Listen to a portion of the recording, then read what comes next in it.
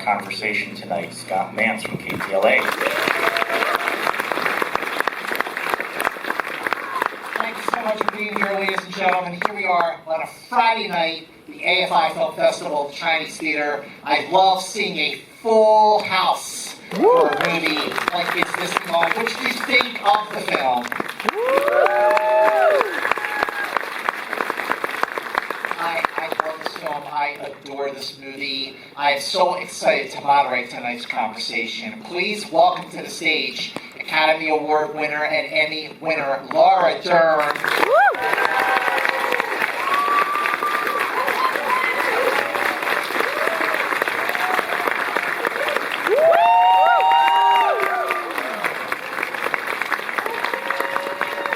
And ladies and gentlemen, giving a fearless, game-changing performance, please welcome writer, producer, actor, and multiple Emmy nominee, Will Arnett.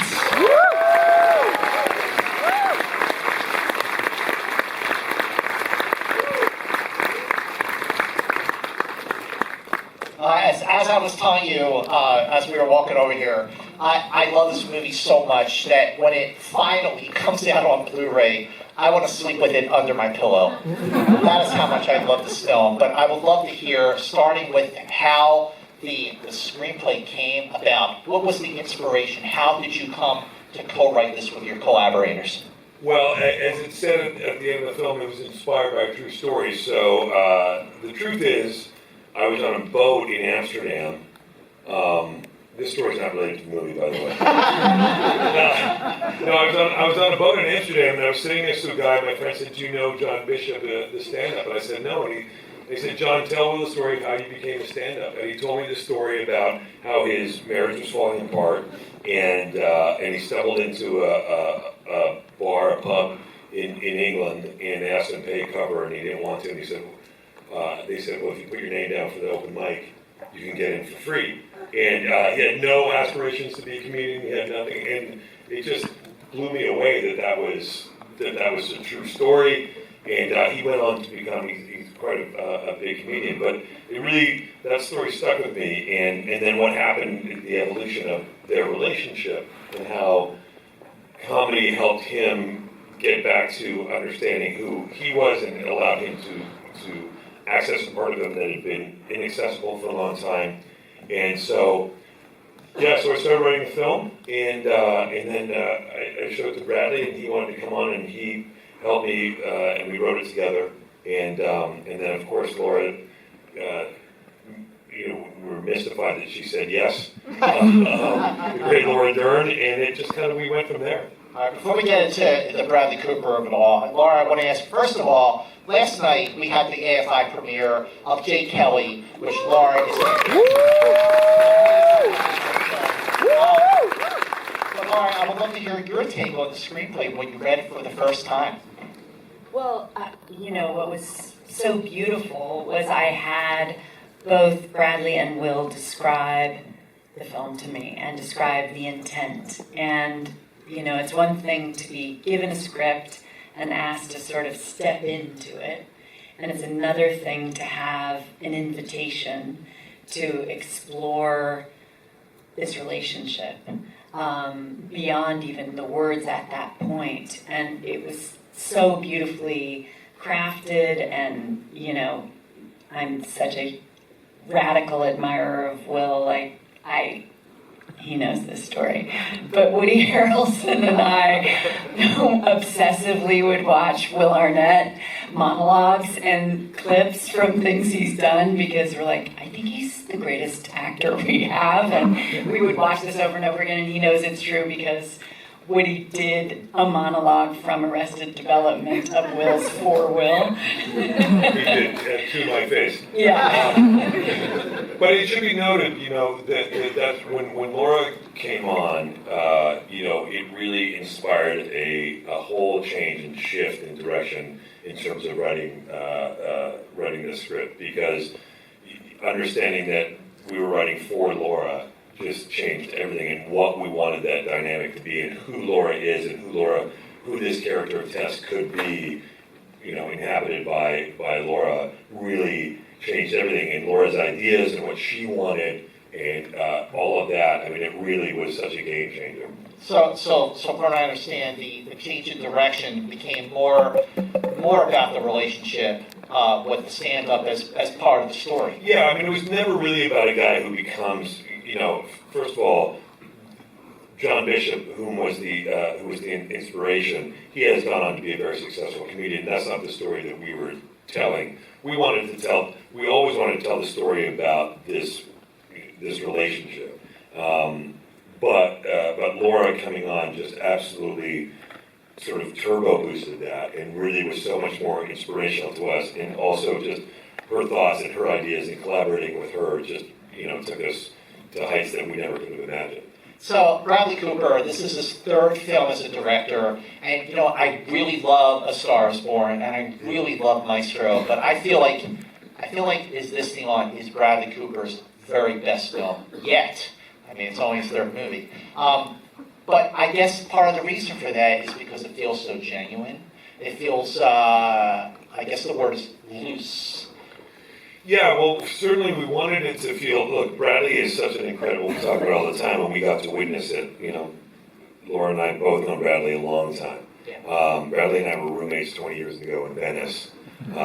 It's pretty insane. But we had never worked with him in this way. And so Bradley just, he just did everything and as a director and as an artist, as a filmmaker, all of it. He has such an incredible capacity for everything. Laura mentioned earlier, his vision is amazing. And his ability to kind of execute that vision is just stunning.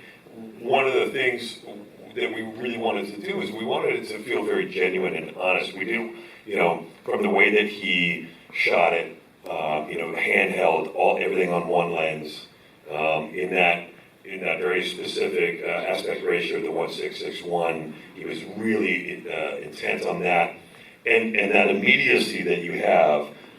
Bradley operated most of the film, Wow. And so he was this far, was this close to us at all times. It was very intimate, and we wanted to feel less like you're watching it and more like you're experiencing it, that you're there. In terms of that intimacy, I feel like there must have been a lot of prep, a lot of rehearsal that went into this, Laura. Did you guys do like a table read where you fleshed dialogue or the relationship a little more? What was so beautiful about the origin of, finding each other through these characters and on this journey was another invitation. First the script and, these incredible characters and what we're witnessing them discover in self and therefore finding their way back to each other. But then it was the invitation to truly discover this relationship. And so even before we were doing a reading of the script or starting to consider, alternatives and ideas that we could explore more, new scenes that you were writing, I mean, they were just endlessly working. Every second you continued to work, and it was so beautiful to watch.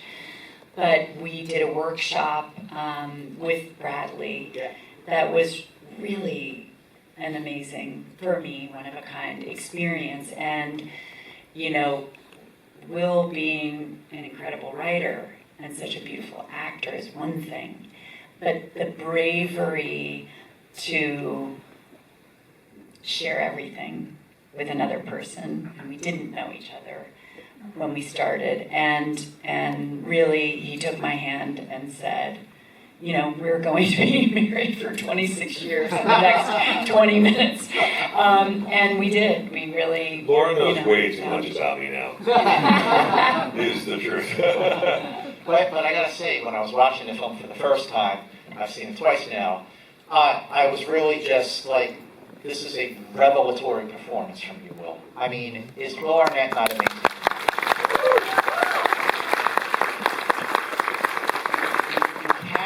Take a fearless approach to playing Alex, and it must have maybe scared you a little bit too to do something that you had never really done on the big screen and the small screen before. Did it scare you, and how fearless were you in your approach to Alex And Tess. Yes, is the short answer. It was scary. I've been in and around doing this kind of thing and performing for a long time. I'm 55. I never thought that I would be in a place where I would be feeling so vulnerable and feeling so, for lack of a better word, scared. And of course, I trust Bradley implicitly. I was able to lean on this long friendship that's very intimate. And then I get to work with Laura, who's unbelievable, and the great Laura Dern, Academy Award winner.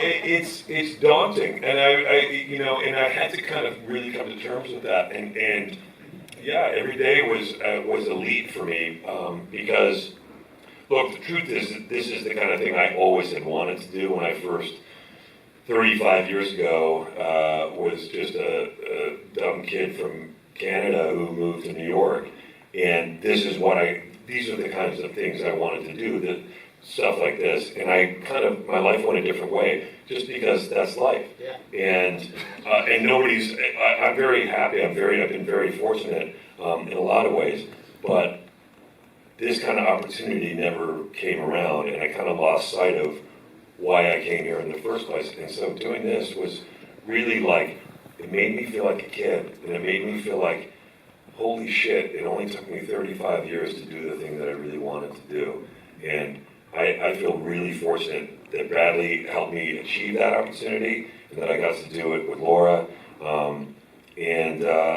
So I just tried to surrender to the experience and just be open and be vulnerable. And yeah, it's scary. I mean, I got three, like I said, I'm 55, I've got 3 kids, I feel like, an adult, and boy, I felt like a kid. Bravo. I just wanted to add, and Will can speak to this, as we were starting, we'd had these experiences in our workshop and rehearsed, and now we're just about to start the journey. And speaking of vulnerability, I got to bear witness to Will, as Alex, start to go to comedy clubs and do stand-up, and the vulnerability of that, and do stand-up not to be funny, but to be a guy who'd never been there before and didn't know what he was doing, and just started talking to people and sharing a story. Can you talk about that? Such a beautiful. Yeah, it was very weird. So I'd never done stand-up before, and people were like, yeah, obviously. And so we wrote all this stand-up for Alex, and so last January, when we really were in prep, started going to the Comedy Cellar every night. And I'd go up most nights 3 times. And then during the day, we'd go back and we'd work on the stand-up, for Alex's stand-up, for the different, as he progresses through the film. And I'd go out to the cellar. I was living on Sullivan Street, and they'd walk over to McDougal at 9:30, 10 o'clock at night, and tell the guy, introduce me, and they'd say, here he is for the first time on stage, Alex Novak. And I'd go out as Alex Novak. And I think some people thought I was having a nervous breakdown, maybe. Some people were like, wait, I think I've seen you, that's not your name. And it was really trippy, and it was really, but never having done it before, always loved stand-up and had respect for comics, newfound respect, and it's really frightening. And probably doing that helped me, really kind of break through that vulnerability, because there's nowhere to hide. You just go out there and you're just doing it, and as Laura said, you're not going out there with a bunch of jokes, So it's weird. Hey, back up 1 second here. You said you were doing prep in January of this year? We wrapped it at the end of April of this year. So we just wrapped, and I mean, Bradley finished, we showed the film at New York Film Festival on a Friday, and he just finally turned in everything on the Tuesday before. That is amazing. I mean, this turnaround. movie's a very 2025 film. We did it all in 2025, yeah. It's pretty crazy. What's it like to work in that? Like, yeah, that definitely does. What's it like to work in that capacity? And how did all, well, both of you with TV? I mean, you work very, very quickly. Did that make it helpful for you working that fast in a feature film? Well, I'm lucky to have started in independent film, and it was always the way. With a smaller film that you're like making it in 33 days in this case. And I think Bradley had that feeling too of, wow, we're back to, our origin of like grabbing the camera, getting out in the street, knowing we don't have permits, and trying to get a shot. I mean, we didn't have full lock-off like on McDougal Street in front of the Comedy Cellar. Like, it did feel like indie filmmaking in the best way. Everything. There's no video village, there's no standing around. From the moment everybody's there, from the moment that crew call, everybody's working like that second, all of us, and you're just on set. It wasn't like big trailers and all that kind of shit. It was gritty, and grab a piece of sidewalk to sit down, and just go, and it was, and in that way, it really felt, sort of the art of the filmmaking felt like that was the most important thing, Okay, so what I complete that are longer takes, and like the scene in particular. I mean, there's quite a few, but I love the scene where he says, or she says, "We stopped having each other's backs." I mean, that went on, and I just would love to hear how many times you shot that. I'd love to hear about that. Will, do you want to share with the audience what that experience was like? I mean, I guess we can. So, okay, here goes. That scene, obviously a really pivotal scene, and we knew it's one of those scenes that you kind of look and you say, okay, well, this is coming up on the schedule, and we went to shoot it. We shot that on a stage in Queens, and we rebuilt the attic in there. And obviously, for New York tax reasons, there are no New York tax people here, right? So we got in there. My recollection, and Laura, correct me if I'm wrong. We got in there. Laura, Bradley, and I rehearsed all mornings, starting before crew call. Just the three of us. Everybody was there, and we were in that room. We rehearsed all the way till lunch, broke for lunch, came back, and it was just the three of us in there, because it was just this enclosed room, and Bradley operating, Laura and me, very intimate, and we shot for a number of hours, just the three of us. And then we broke, and it was a Friday.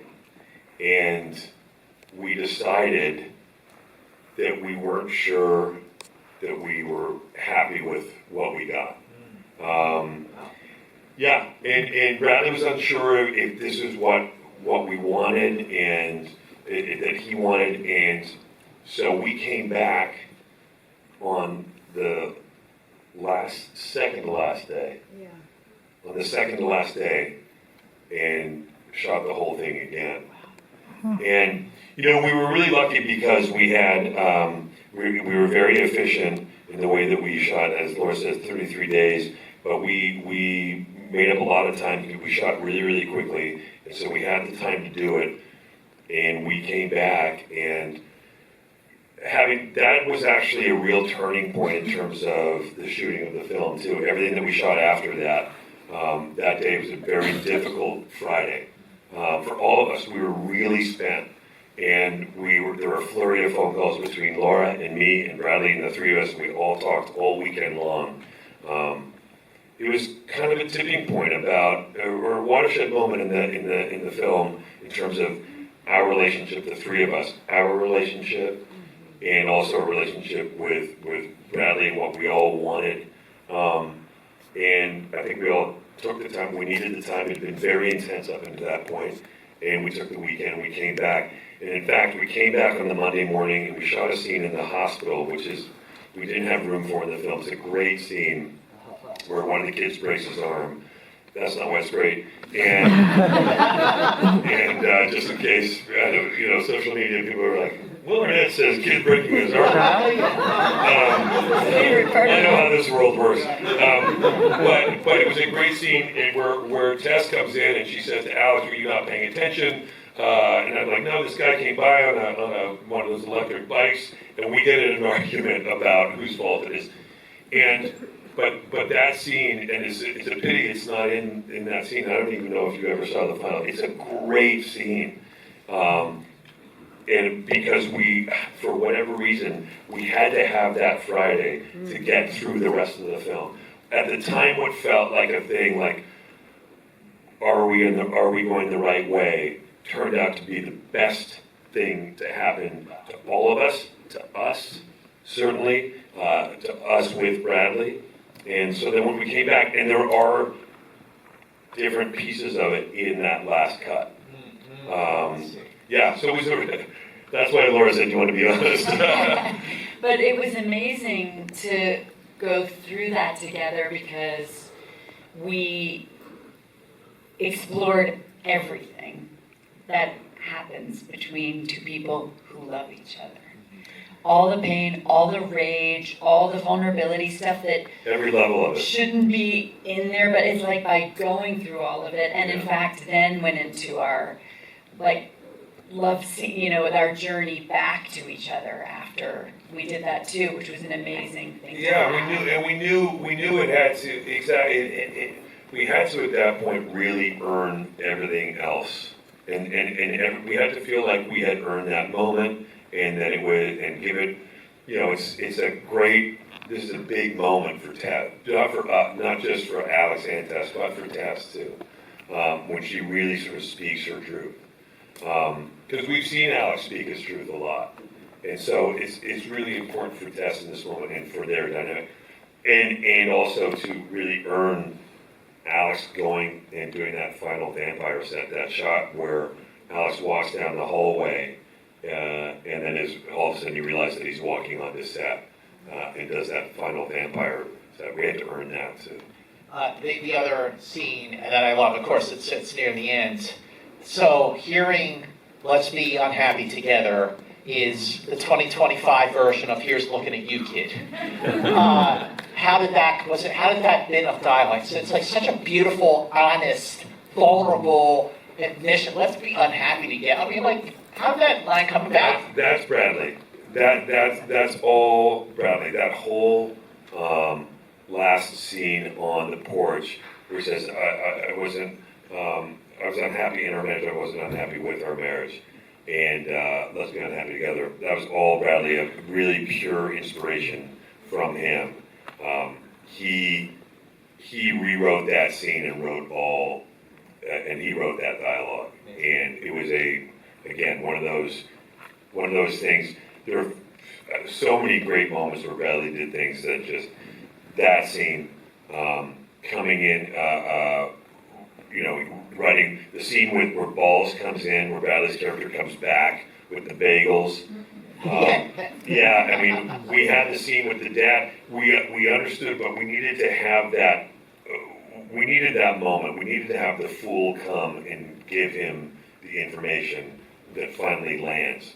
And Bradley, one morning, I remember just before we were shooting, it was early one morning, I was having coffee at home, about to leave to go to work, and he texted me that scene. He said, I think I got it. And so many moments like that where Bradley's genius just shone through. So one last question I just want to ask. So one of the reasons that all of these emotions are so earned, that you get to the end, you just feel like you've just watched a soul-bearing and very, very, very relatable a relationship, is because of how lived-in it feels, and that includes kids. And I just would love to hear about how you like working with the actors who play your kids.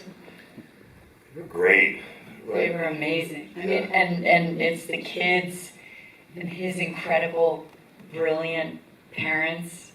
Christine, Christine Ebersole and Kieran Hines. I mean, And the family unit, what surrounds this relationship. And of course our friends, like all of it together was amazing. And the boys were incredible. they were incredible, and they're 11, and to come into a very adult setting, of course, and to take direction and to understand and to be sensitive to what's going on in some of those scenes. The scenes with Tess and the kids in the bedroom where we're talking about really heavy things. The scenes in the car with Alex, with their dad, where they find the notebook. The scenes at the house with the grandparents, and there's a lot of chaos. These kids stepped up and were just unbelievable. It's just incredible. I mean, really great artists, yeah. All right, so 2 announcements. First of all, well, 3 actually. Thank you for being here. But also, please stay seated while we exit. That would really, really help us out. And also, all right, this is really important. Now that you've seen the movie, every scene in this theater is full, and this is exactly how we love watching movies. So now that you've seen it, how do you spread the word about movies? You go on social media. So spread the word. Go on Facebook. Go on TikTok. Go on Instagram. If you want to use X, that's totally fine. Knock yourself out. Is this thing on opens in theaters on December 19th. Spread the word. Thank you all.